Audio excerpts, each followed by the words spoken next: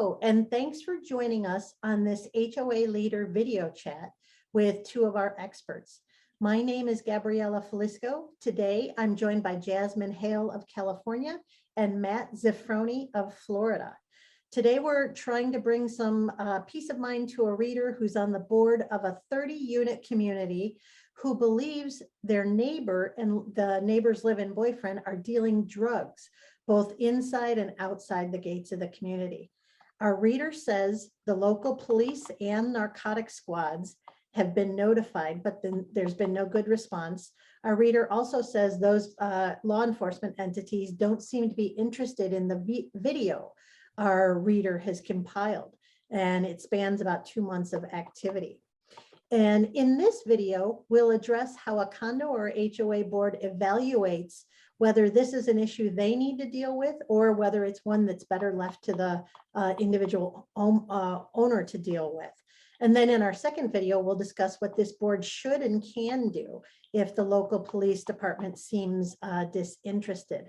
Just a note, our experts are giving their insights based on the laws in their state. We're intending to provide you with general advice that you can use to help you if you approach an expert in your state. So let's jump in. Thank you, Jasmine and Matt, for joining us. Jasmine, why don't you start first? Sure, thanks, Gabriella.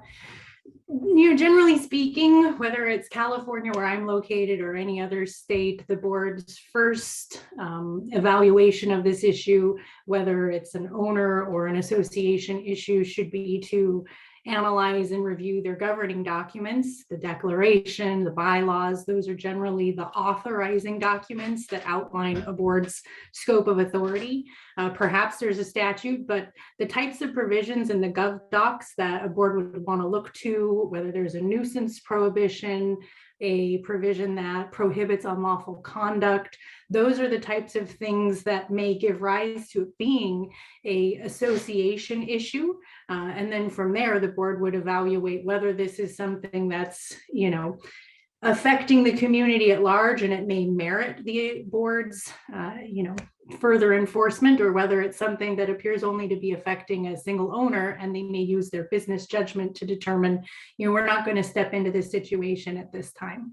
And I'll let Matt take it from there. Thanks, Jasmine. I agree with Jasmine's summary of what the board should do. The couple of things I would add is that a lot of times boards are pressured by owners to get involved in disputes that they're having with other owners.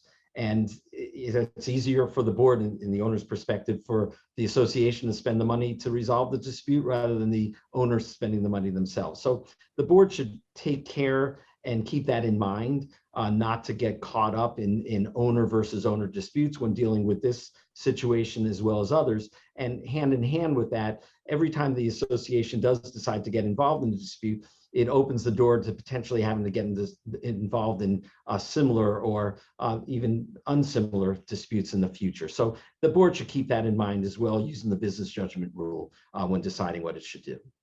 Briefly, our reader says the reader is a member of the board. Does that affect whether the board should get involved or not? Jasmine, briefly? No, I mean, it's always helpful if a board member is bringing it to the association's attention, but it wouldn't impact the analysis on whether they have the authority in their documents and then whether they should or should not. Matt, you agree? I agree with that. The analysis is the same. It still starts by what the documents say, and then you use your business judgment rule when deciding whether or not the board should intervene in the problem. Great.